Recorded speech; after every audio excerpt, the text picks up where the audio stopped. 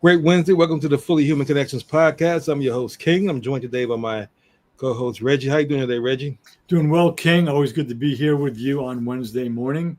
I'm sporting my white shirt, which I rarely wear whites.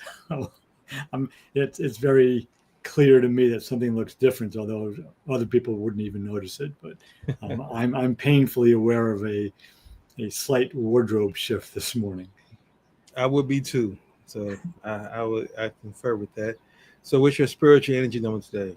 Yeah, I'm operating out of 10. I did not have to choose it. It was there, and I'm just embracing it and moving forward with the day at that high level of energy. Equal. I join you as a 10 as well. Again, I had to choose it. I had some challenges this morning that try to prevent me from being a 10, but I won't let it. So I'm going to be a 10 because, again, and I'm about to get into why in a minute, and I share this with my listening audience as well. Again, Reggie and I are not saying that him and I are perfect when we say 10s and that we're having a perfect day.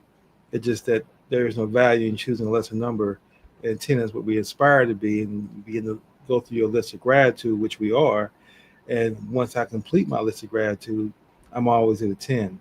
So, with that being said, my gratitude list is I'm grateful for my life, my health, my ability to see, walk, talk, stand, breathe, and have sound mind. I'm grateful for another 24 hours to pursue my purpose in life. I'm grateful to be on the call with you today, Reggie, that we both are healthy and present. I'm grateful for the lessons I've learned from my parents, my mother more specifically.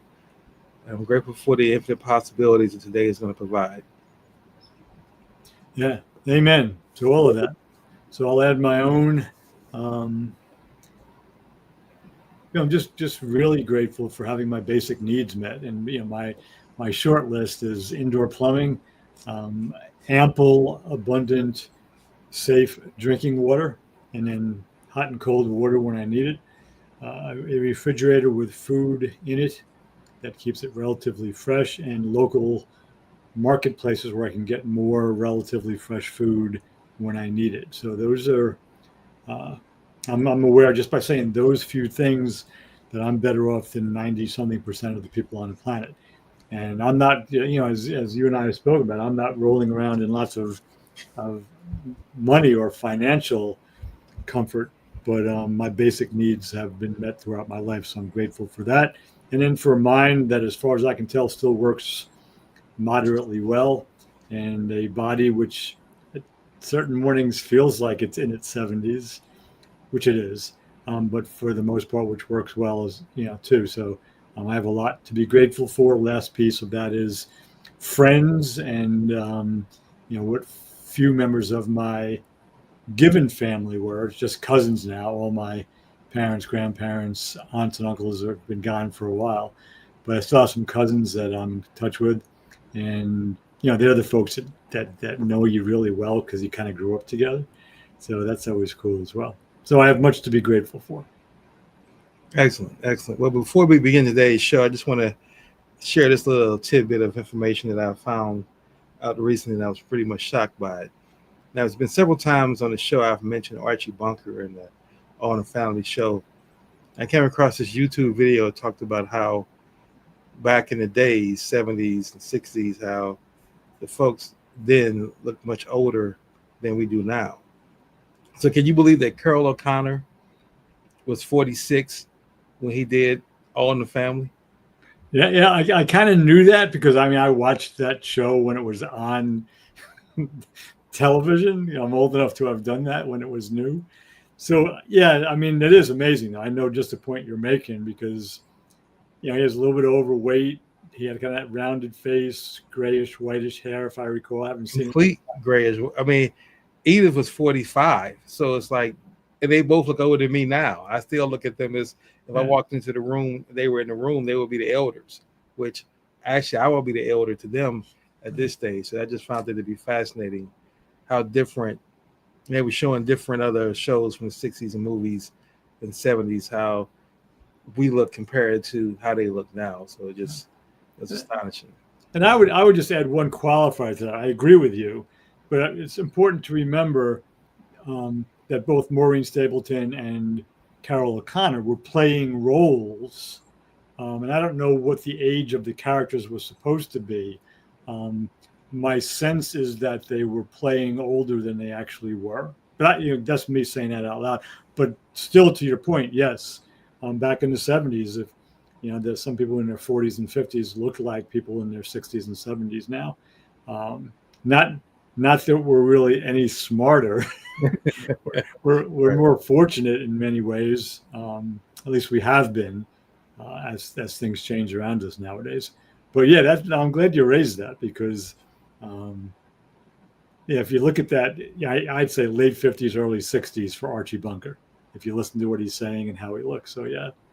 Yeah, and I mentioned that because when you mentioned about being in a 70-year-old body, that took me there immediately, and I said I want to make that point because I just found that fascinating. But I just wanted to point that out. So let's go ahead and have you walk us into our topic for today. Yeah, so I'm going to kind of get into this with a shorter introduction than usual, so I can just name the thing we're going to talk about. So we've been speaking for over 3 years now about topics related to my 2022 book, Healing America's Narratives, The Feminine, the Masculine, and Our Collective National Shadow. So we've been in discussion about what that means historically in current events, the masculine and the feminine, what shadow is. And, for the last few months, we've been speaking, more specifically about the changes in the United States based on the second term of Donald Trump. And virtually everything, and again, I say this, and you and I have touched on this before, you and I grew up, about 15 or 16 years apart. I'm a bit older than you. You grew up as a Black man. I grew up as a, second generation Italian American, or, white man. So we had different experiences of the world growing up, but we kind of remember certain things about the country. Its dignities and its disasters, its blemishes and its beauties, its promises and its broken promises. And in the last, since January 20th, 2025, yeah. Time flies when you can't remember what year you're in. Many of the structures that we've been accustomed to having available have been dismantled and are being dismantled by the Trump administration. They've fired many, if not most, of the people who enforce the checks and balances, like the inspectors general was one of the first things he did when he was inaugurated, was fire inspectors general, the people who check to make sure that the government is doing the things it's supposed to be doing. He fired them. So they're gone. He replaced the leaders of all of the departments, as new presidents typically do. The Department of Education is now run by an entrepreneur and wrestling entrepreneur. The Department of Health and Human Services is run by a guy who has no experience in that other than his views of vaccines and health. And I could go on and on. We have seen over 50% tariffs levied on other countries who used to be our allies. We've seen the United States take the side of Russia in the Russian-Ukraine war. We've seen ongoing support by this president for Benjamin Netanyahu, the prime minister of Israel, as he slaughters Gazan civilians, again, in response to the October 7th, 2023 Hamas terrorist attack. But the country is, for many allies and many American citizens, no longer recognizable, and it's getting worse. So picking what to talk about on any given week is a challenge because there's so much going on, and that's part of the problem. It's hard for the court system. It's hard for the legitimate investigative journalists, separate from the media, or as he likes to say, the fake media. There are big media companies, and then there are news organizations. They are not the same thing. So it's hard to keep up with all of it. But the thing I wanted to point to today, amid the lack of reliable information now coming from the government, As we mentioned last week, the director of the Bureau of Labor and Statistics was fired because the statistics for July, Trump didn't like the numbers. And so he fired the director for giving the facts to the American people. So we can no longer trust that what the Trump administration gives us is anywhere near truth. It's just like how Putin runs Russia, and the guy's name in Hungary, I just lost his last name, how he runs Hungary, and what it's like in El Salvador, and what it's like in various other totalitarian nations. So what I'm pointing to today, though, what's happening in other countries that were formerly our allies, beginning with the two that are connected to the United States, Canada to the north, Mexico to the south, but not just them, and meetings that have taken place, and the agreement among many of the citizens of these countries to begin to boycott American products because of the attacks by the Trump administration. Let's just stay with Canada and Mexico for a few minutes. The insults to Canada saying it's going to be our 51st state, it's not really a country. The insults to Mexico because of the Mexicans are all rapists and criminals and killers, and they're coming across the border. That was in his first term. He said that. And both Mexico and Canada have leaders now who are pretty competent, who are pretty intelligent, and who push back against Trump. But more importantly, they have people, especially in Canada, who basically are educated. And I say educated, I mean they're informed. I don't mean they have college degrees. They may or they may not. But they began voluntarily several months ago stopping buying American products in their dry goods stores, their department stores, in their supermarkets. So there are empty shelves now in many Canadian stores where there used to be American products. In grocery stores, there's some American produce because we produce some things down here that don't grow in Canada. And the estimates are that this is costing, depending on how it's measured, and I don't want to get into the exact numbers, but it's already in the tens of billions of dollars it's costing American businesses. So the American federal government, for whatever reasons, because they think that other countries have been unfair to the most powerful nation on the planet, militarily and financially, because of these high tariffs imposed. And tariffs, as you know, that they're imposed, then there's a delay, then they're imposed, then they're cut back. So it's unpredictable. It's really bad for the world economy, not just the American economy. But citizens in other countries have been saying, all right, if you're going to do this for no reason, you're going to hurt people that used to be your allies. We're just not going to buy American goods unless we absolutely have to.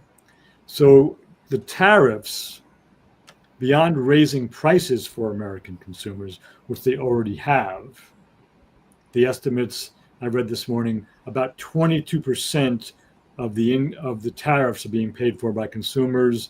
Another percentage is paid for by the businesses who import foreign goods.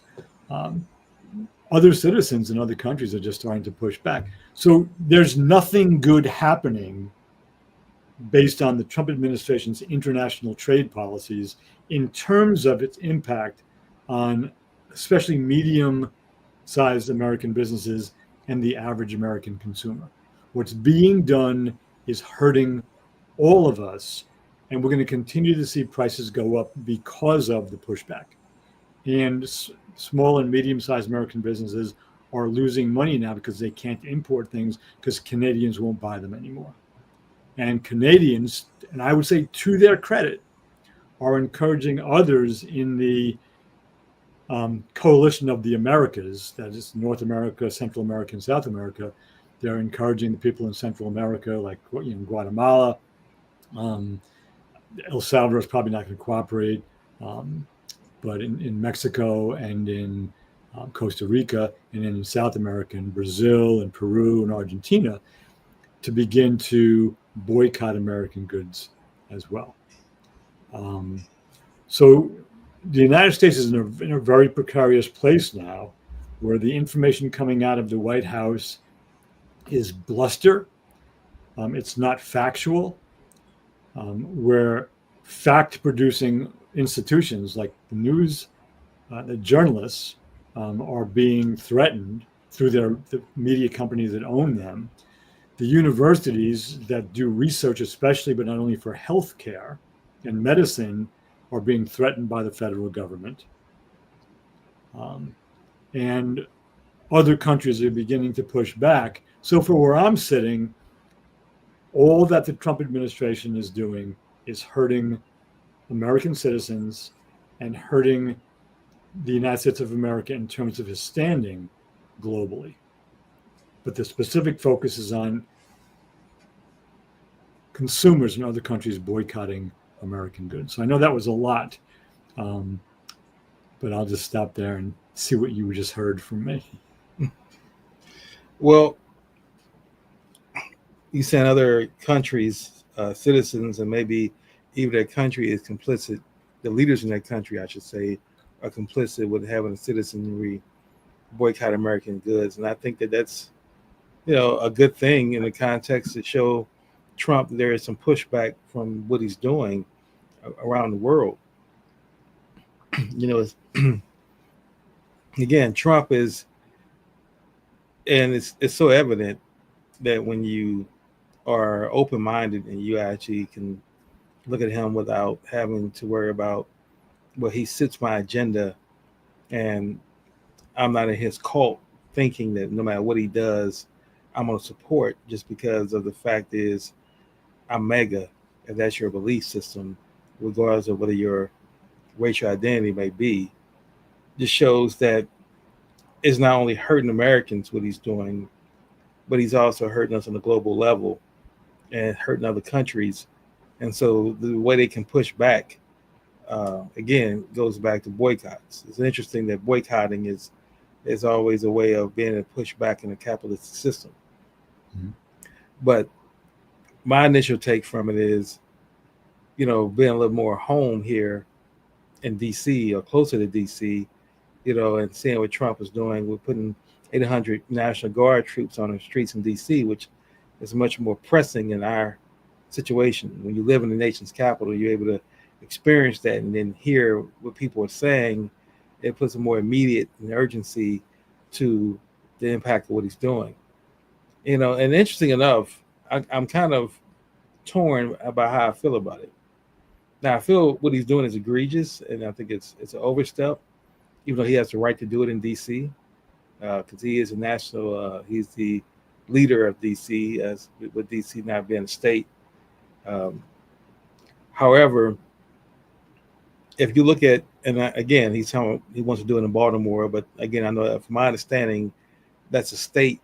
The governors have the power there outside the District of Columbia, so they don't have to be complicit. The states don't have to be complicit to his what he wants. The governor has to allow the National Guard to come into the state, and the governor here is saying he's not. But my point of saying is what I found to be interesting is that then what he's pushing back towards, which is, again, it's obviously towards young black men, young brown men, been on the streets, as you write about in your book, post Civil War, during the Jim Crow era. You had the prison systems being built, and then the prison systems relying on convict labor to pretty much run and thrive. And laws were created in the southern states specifically to lock up black men for vagrancy, for loitering, just to put them in prison so that they can have a labor force for those prisons. They can fill those prisons up. And so we know that that's what Trump's goal is. My only issue is that for folks who are the victims of crime in those neighborhoods, predominantly, again, black and brown individuals who are the ones who are predominantly going to be the victims of those crimes, the street could be safer if the vagrancy wasn't there. I mean, guys literally loiter on the streets all day long, and the groups in different areas and different blocks. And yeah, you can argue and say, well, it's their right. They have the right to do that. But how long do you continue to fight for their rights, even though it hurts you as a community member with their presence being there? You're not going to walk down those streets. You're not going to go to that corner store they're loitering in front of. You're not going to want to be anywhere near them because of the danger of not only what they may do to you, but just drive-by shootings from other uh, young men who look at them as enemies. So, you know, at the end of the day, I'm anti-Trump because he's anti-justice. He's anti-fairness. He's anti-kindness. So that's why I'm anti-Trump. And anything I can see around the world that shows us pushback is great. I'm a little, I have less faith in our media than you made or you pointed out earlier. And it's not just what Trump has done in this administration for the last month, a year, I'm sorry, last 8 months now, but also the fact that even prior to that, just media in this country, we talked about that last week, is just used to manipulate and control. It's not used anymore to inform. I'm talking about the major media sources is owned by the major five individuals who own CBS and NBC and Viacom and Paramount and all these own the networks. They have an agenda, and their agenda is to their corporate um, sponsors, and that's who they care about. And Trump is just a manifestation of what happens when you have a system that, again, that's built off cruelty and that's built with the intent of white male dominance. That when a white male comes along and says, "Well, I'm not going to play by the rules of the system that doesn't benefit me," it's interesting to see how quickly the system can be broken. And then we're left with, I mean, I remember at the beginning of the year, we were left with the courts that are fighting back, and the court's going to be kind of the last stand. And now we see that the Supreme Court, the highest court in the land, is supporting Trump and what he's doing. So again, I'll wrap up my first take by just saying that it does make you feel powerless when you see that the court's not going to fight back, the Supreme Court's not going to fight back, that Trump can just come out and make statements and lock people up. And see, again, and I hate to continue to put myself in this category because I don't see myself or identify as a black man, but I know that is a description of mine, and I'm working to eliminate the whole racial construct because, again, it's just a construct. It doesn't really exist. And I know that every time I say I'm a black man or as a black man, that I'm giving validity to the construct that I need to be turned down. But again, with that being said, I know the hammer is going to be falling soon on somebody black. He's tried to do it with Obama. He's tried to do it with Oprah. He's tried to do it with Beyonce and Al Sharpton. But now he's going towards the streets again because he realized that at the end of the day, to get everything off Epstein, change the narrative and the cycle from talking about Epstein, he has to give his base because he believes that his base, and I believe it as well. They would have to show me that his true mega base are more racial and racist than they are concerned about pedophiles. As you give them some black sheep to slaughter, so to speak, some blacks who gets wrapped up in these sweeps that he's going to do in the inner cities, and then he could justify, well, I'm going to deport some of them as well now, because it shows that they've done criminal activity. Now, that's going to be the citizens that he wants to deport first, because he's been testing out, he's been pushing against the elasticity of American democracy over the last couple 6 to 8 months, and now he's reached the point where he's been talking about deporting citizens, and I think that's what the whole thing in D.C. as a test would be. I'm going to lock some young black men up, brown men, and I'm going to deport ones we deem as criminals. And then again, we're going to see how the country responds to that. Are we going to just let them? Or are we going to just say that's wrong, but yet still those men and those families would have been destroyed by those actions? So for me, I know you mentioned the topic being the boycott what other countries are boycotting Americans' goods. But I just say that I think it's good to just see any kind of pushback, because I'm not seeing pushback anywhere else from what he's doing from his actions. Yeah, no, and I appreciate you. I mean, that's what as part of the introduction, I mentioned there's so many things we could talk about each week, and that's part of the strategy. Is I mean, basically, this administration has overwhelmed the system. What do you really put your attention on any given day? And that's because of they had the playbook. Project 2025 was ready to go. I mean, those executive orders were written by some of the authors of Project 2025 months in advance of they were written before he won the election. They were ready to go for whoever the next Republican president was. That's the language in Project 2025. It's the conservative mandate for the next Republican president. So they were definitely ready to go. One thing though, I'm glad you did bring up. I mean, because that's the bringing in the federal troops, the National Guard, but even the idea of, because it's D.C., which isn't part of a state, and president has a little bit more leeway there, perhaps. But the first time he did it was in L.A., and he's only mentioning the inner cities in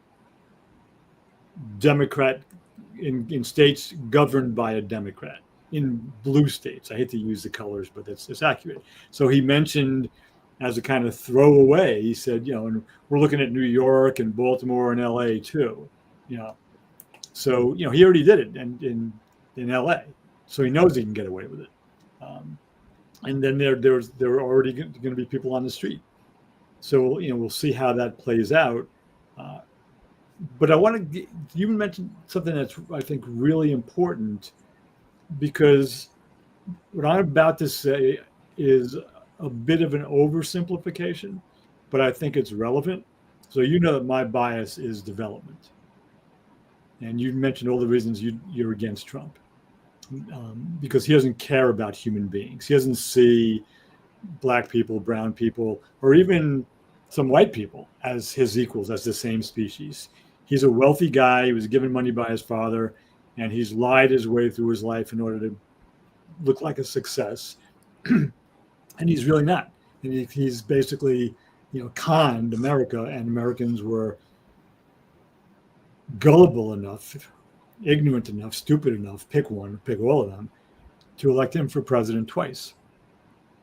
But underlying all of this, whether it's the boycotts pushing back, whether it's what it's like in, take any inner city, and you have a lot of experience trying to do good work in Baltimore City. When I met you, you had been doing good work in there for some years, and I'm not going to speak to that because you can speak to it more accurately than I can. But without fail, whether it's the boycotts hurting companies, whether it's the cities where local, state, and federal governments and private companies have refused to invest. In other words, there are a reason there are poor people unemployed in poor neighborhoods in inner cities, because there's no investment there. Now, you have spoken with me privately about efforts to try to do some good work in Baltimore, and how it was very difficult for a variety of reasons, which I won't get into. But almost everything that we're talking about, the privatization of prisons, they become a for-profit thing. Once you build them, there's a profit incentive to arrest more people to get them in there. The boycotts hurt business. There's almost nothing that doesn't have somewhere near its core a financial incentive. So, I've spent my life as an educator and a writer and a poet, deliberately did things that I wasn't going to get paid for because I thought they were important. But there are a lot of people who only do things to make money. Or they only do things that will make them money. They won't do things because it's important to do them. So at the core of this, we have people, half of the cabinet or billionaires, maybe more than half, We have people that have made a lot of money, who have all of their needs met, who for some reason believe in Project 2025, which is a white Christian nationalist agenda, which is succeeding beyond their wildest dreams. And that's exactly what happened with Hitler. And again, I'm not drawing an equal sign between the Holocaust and what's happening in the United States right now, but the people in Germany, in Poland, in Belarus, and in other countries, even in the Soviet Union, they taught Hitler what he could get away with. He tried certain things, and in certain areas, he succeeded beyond what he thought he could do. So he realized he could do more. Okay, in that context, that's what Americans are teaching Donald Trump right now. That's what the Congress is teaching him. That's what the Supreme Court and some other courts are treating him. Thank God there are some lower courts that are not teaching him that. They're pushing back. But he's learning, he's pushing the envelope, as you said, of what he can get away with. And with very few exceptions, it comes down to money. If we had the will to make every inner city or every poor rural area in the South and the Southeast and in West Virginia is a good example, but even in the heartland of the country, to make sure that the rural areas could thrive as well. If as a country we cared enough, we have the wealth to do that in a heartbeat, and we have never done it. We've had local people try to do it, but it's really hard to do it without outside funding, as you know, because you've tried to do that. So I'm going to put a pin in it there, and if you want to speak maybe more to the Baltimore experience, but you can go wherever you want. But I think money and the inequality of wealth accumulation, and especially what's happened since the 80s, where there's this large transfer of wealth to the top 10%, and then with the big beautiful bill, the one big beautiful bill, which was another huge transfer of wealth over the next 10 years to the top 1%. And nobody denies that. No economist that I've heard or read denies that that's happening. And America is I was going to say is becoming, I would argue that's already a second-rate nation in terms of education, healthcare, the general mental and physical health of its citizens. It's already, if you look at the rankings globally, we're way down on the list, except for everything except military investment and strength. But healthcare, education, this country has become an embarrassment, and it's moving steadily in that direction. And it seems that a lot of people are willing to accept that. Anyway, that's really the end there, period. All right. Well, I'll throw my comment on the other side. We're going to take a break for our sponsor right now, and then we'll pick back up on the other side. The playbook for growing a local business online is simple. Capture new leads, conversationally convert those leads into sales, turn those customers into positive reviews, and then reactivate those customers into repeat buyers. And that's exactly what our platform does. In order to consistently generate new leads, you first need to be found. The quickest way to get search engines like Google to put your business at the top of search results is by having a steady flow of positive reviews.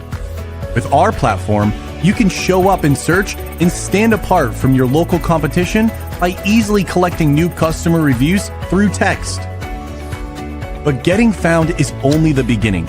Most consumers choose the first business that responds to them. So unless you start conversations with potential customers almost instantly, they'll go somewhere else. That's why we make starting conversations with website visitors as easy as clicking a button, connecting you instantly through text message so the conversation doesn't end when they leave your website. And we bring all your leads, no matter where they come from, into a single conversation stream that supports text, email, video messaging, Google Business Chats, and even Facebook and Instagram DMs, so you can respond faster and more efficiently than ever. When it comes to turning all those conversations into customers, we make collecting payments just another convenient part of the combo, so you get paid faster no matter how they prefer to pay. Next, you'll want to turn your new customers into happy reviews, which is a snap with our new review request quick actions. The more conversations and customers you generate, the easier it becomes to drive repeat business. We make reactivating contacts into customers as easy as, yup, you guessed it, the push of a button. With bulk actions, you can send out text and email campaigns to generate new sales whenever you have a new update, promotion, or story to tell. We make modern online marketing simple. Let's start growing your business today.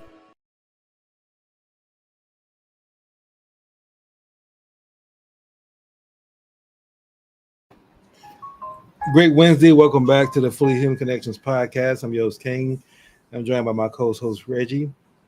And we're discussing today about the boycotts that other countries are doing against the United States by not purchasing American products. And we're also talking about other economic issues, or we'll say economic crises that Trump is creating just for his own benefit and his cabinet benefits. Again, you talked about all the wealth going to the 1% consistently. And then that was one of the things that made America great to again, white folks during the time. But the dream of America for everybody was that you can go from being poor to becoming part of the middle class. America had a thriving middle class through the 60s and 70s, starting with the 50s. And now the middle class is slowly evaporating, and it's been evaporating since the 80s. I remember, again, growing up, as you talked about how you were raised, growing up as a youth in St. Louis, Missouri, with parents who were both blue collars. My father was a police officer. My mother worked for the government.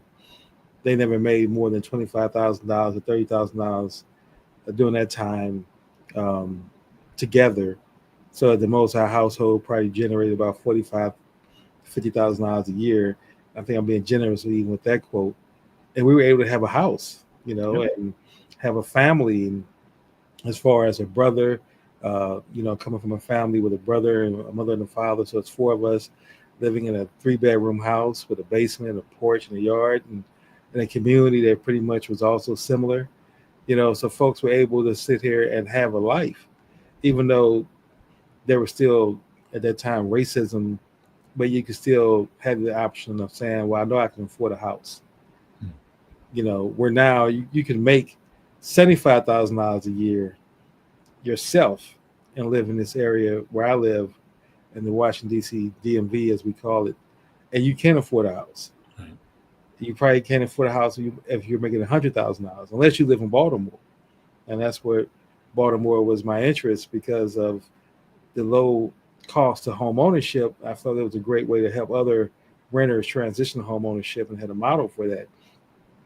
But just going back to how challenging it was, because again, with the systems that's in place, it's designed for you to go to prison.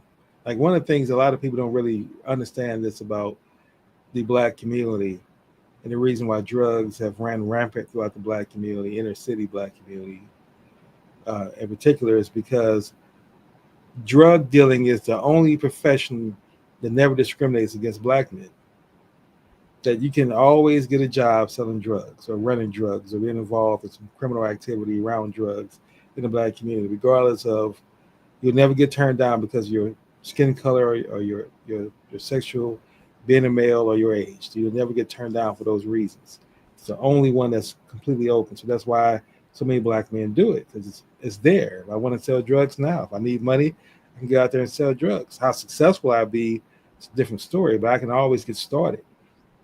And we all know that, if you're selling drugs, and eventually it's going to bring violence. It's going to bring police. It's going to bring a whole bunch of other issues with it. Not only the fact that you're destroying the family members and then you're destroying the community that you're selling drugs in. But if you grow up with a very selfish mentality where you believe that no one's looking out for you, that it's just you and you have to worry about your own survival, then you can put the community aside, because you're saying, well, my mother's in prison, or she's a drug addict, my father's in prison or he's a drug addict or he's been murdered. There's no one looking out for me. There's no one looking out for my brothers and sisters. None of the programs I can apply for, uh, none of the government programs that I can apply for, I'm getting turned down for a variety of reasons. So, what other options do I have? And so you have people thinking in those lines, then of course that's going to be a direct, as they say, from prison pipeline, from schools to the streets to the prison pipeline. And you find individuals who were able to escape that. That was rare. You find folks like myself and my friends. We all have friends we grew up with who did not escape that system of either drug selling, death, prison, one of those areas there that you're going to be involved in. So, with all that being said, now, and you're looking at how it's interesting how it's like taking a lab experiment and you're saying, I want to create conditions for these mice to run around in this maze. And then I'm going to put cheese at different areas and I'm going to put uh, uh, wood things to block them from having access to certain areas. And then I'm going to just monitor them. And then eventually I'm going to remove the cheese, put more rats or mice in there, and let them deal with that and just watch that. And then be surprised that the mice are killing each other and fighting over the little cheese that's there, overcrowding because you're now letting them explore the whole maze, and then saying that it's their fault for not picking themselves up by their bootstraps. And that's the conditions that I feel that the inner cities follow. Even so, to the point where, regardless of whether you have Democratic or Democrats or Republicans running, it doesn't change. It's going to still be the same. If you're poor, one thing, life in America is hell. Now, if you're black and poor, then it's even worse than that because you're going to have even less opportunities. Nothing's going to be there for you in the context of being able to pull yourself up without someone from your family coming by and helping, like taking a niece or nephew from that community and put them in other schools or doing something that has to be extraordinary that most people can't tap into that resource. So, with that being said, now, and you put that in the context of Trump putting 800 troops in American cities, in D.C., the National Guard, and then you have folks who have been victimized and traumatized by a drug, violent field, uh, criminal element controlling those communities for years. How do they respond now when saying troops and tanks? There's literally tanks on the streets, and how do you respond to that? How do you uh, find joy in your day if that's your environment? How do you find comfort that some politician would come along and change that? Or, okay, we can remove the tanks, but you're still going to deal with all the other drugs and all those other issues. Like, and I make this final point. In Baltimore for years, to this day, I remember Dick Gregory said this. He said this back in the 70s. He said, let me ask you this question. If I was to come to New York, he talked about being in New York. He said, now, if I'm not from New York and I just caught a train, I'm at Union Station in New York. I don't know I think it's called Union Station in New York. Grand Central Station. Grand Central, thank you. If I'm at Grand Central Station in New York and I just arrived and I know no one on the streets, how many people believe that I can find drugs in less than an hour? So if I know I can do that and everyone else knows that, how come the police don't know where those drug dealers are, right? So it has to be part of the system. He's saying this back in the 70s. It's the same thing. I could drive through the streets in Baltimore, like I said, and I could see young men from the ages of 18 to maybe 32 who are in groups of 7 to 10, and they're literally out there on the street corner from early in the morning to definitely late at night, and they're not working a job. So you can assume they're selling drugs, but the point of the matter is, how do we change that without or how do you change that without trampling over people's rights? At what point do you say, okay, well, I'm willing to give up some of my rights for a safer community?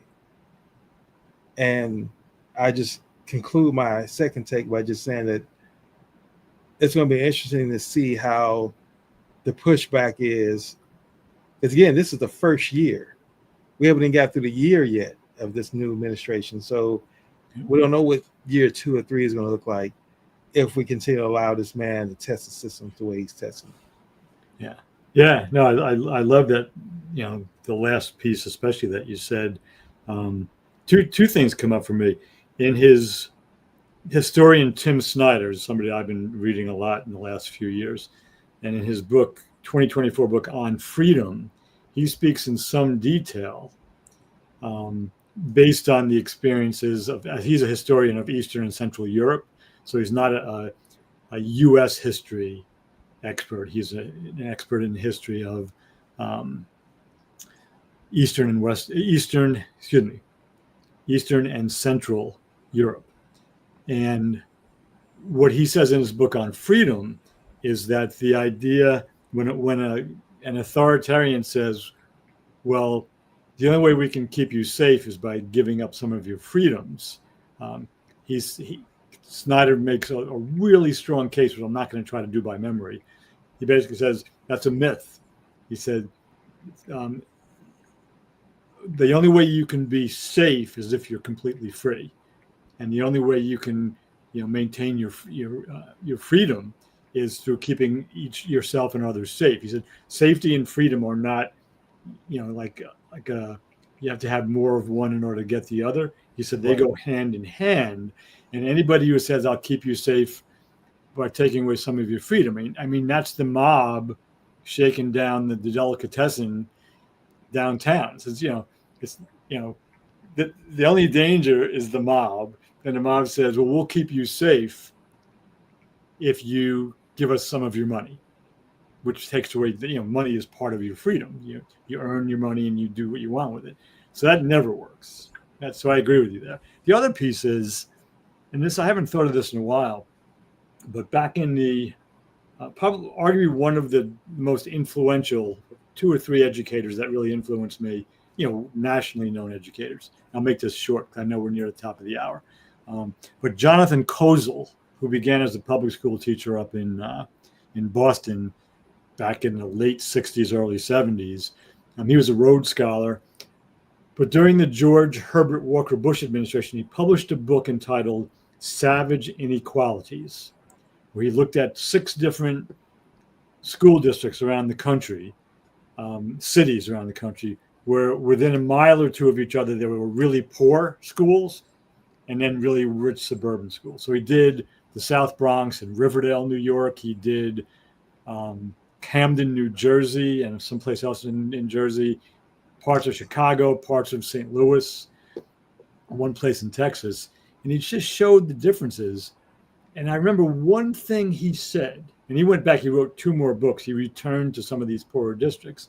And this was the thing that struck me the most. He said, when he went in and spoke to teachers and mothers usually in the inner city, because a lot of the fathers were absent, he said the kids in kindergarten, 1st and 2nd grade, they were like kids anywhere. They were wide-eyed. They wanted to learn. For the most part, they got to school safely because people made sure that they did.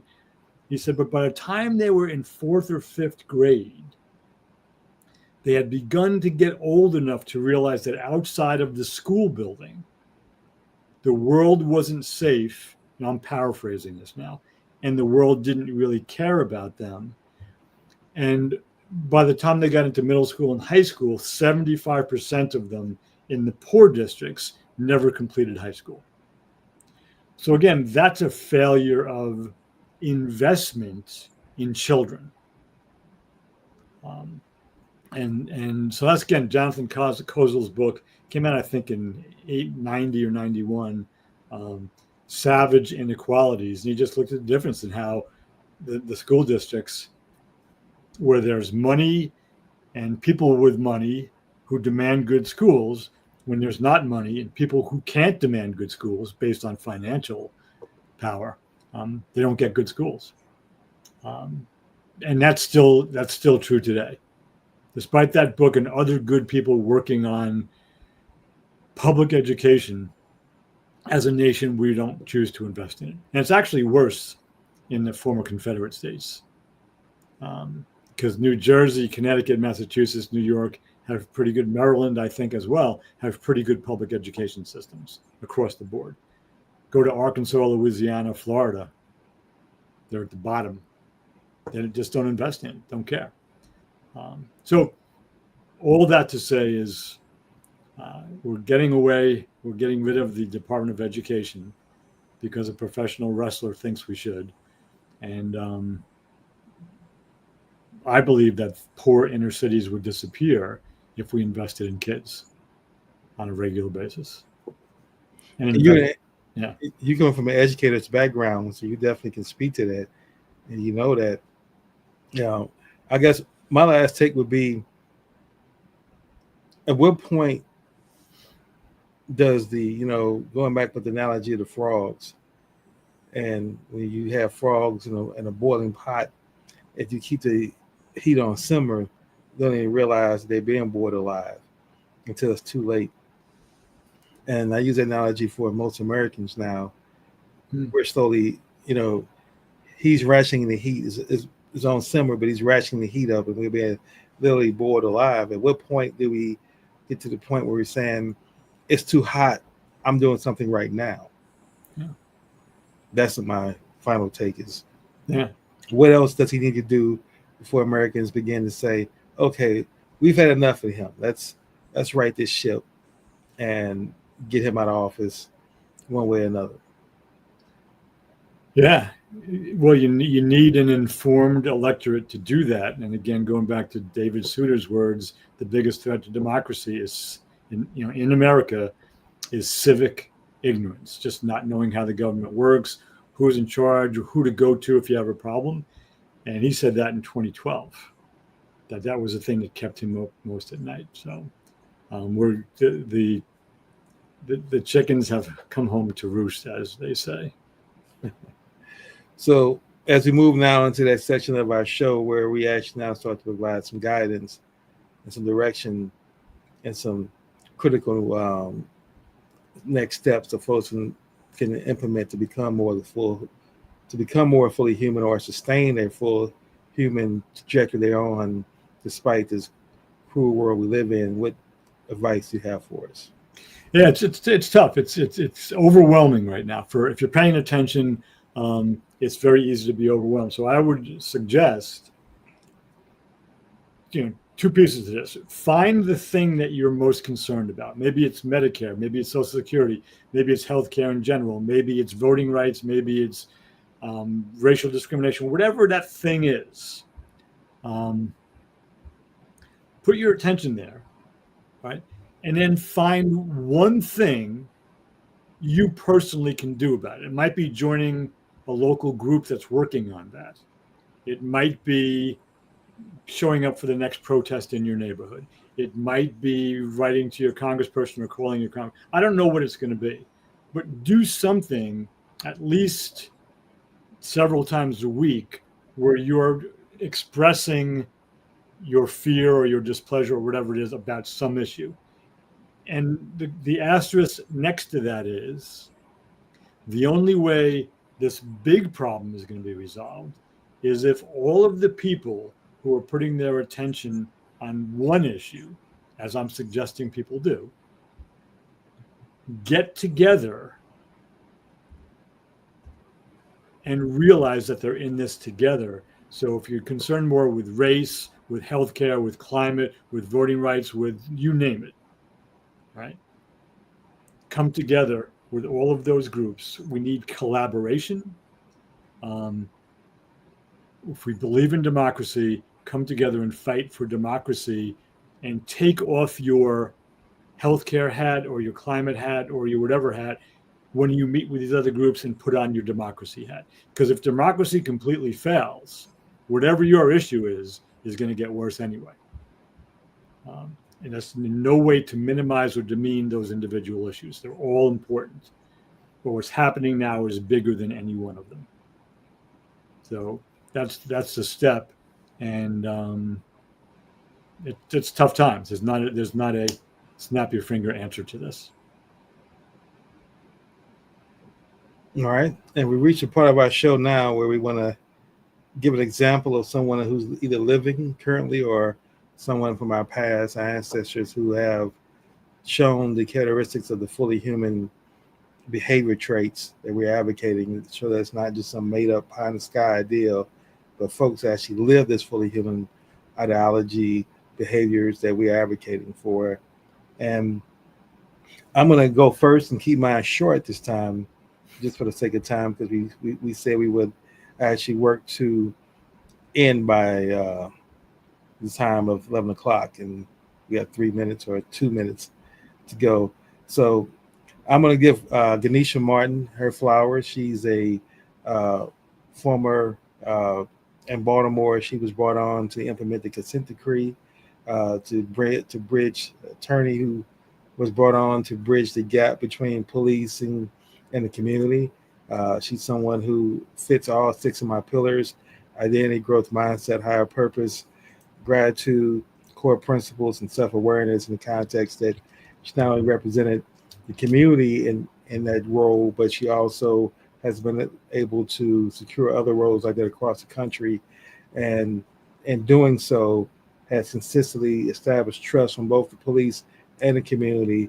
And she is a person that fights for getting those relationships established and helping get those critical policies implemented. So quickly, Ganesha Martin, I want to give you flowers for being someone who is fully human today. Yeah, beautiful. Thank you. So I'm going to actually go with the gentleman I mentioned a few minutes ago, Jonathan Kozel, who was a really good teacher for me. I read 5 or 6 of his books in succession back in the 90s and early 2000s. But his work, Savage Inequalities, there were a couple that preceded that, but that really pointed to the inequality in education in this country and the impact it has. And what I loved about Kozel, why I think he's really a great example of this full humanity, is he loved kids. Like he sat in his research, he sat and talked with first graders and second graders. And when he went to the South Bronx, he came back to that one area multiple times and wrote 2 more books about it. And he got to see these kids go from 5 years to 7 years to 10 or 11. And he saw how some of them ended up being okay and some of them weren't okay. But as he was like the consummate educator. So we need more people who love kids at that level nowadays, who are willing to go to bat for kids. Absolutely. Well, it's 11 o'clock. Yes. We worked on our goal of keeping our show to 11. I believe we were successful. So as we wrap things up, again, I want to thank you, Reggie, for being present, for choosing a wonderful topic, for writing a book that you have, and for being fully human, teaching me that such a thing existed. And now that's the path I'm on. And hopefully, listening audience, whether you're listening live or you're watching on a replay, we're instilling some hope and dreams and aspirations in you to become more fully human. So until next Wednesday at 10 a.m., let's all strive to continue to be more fully human. Thank you.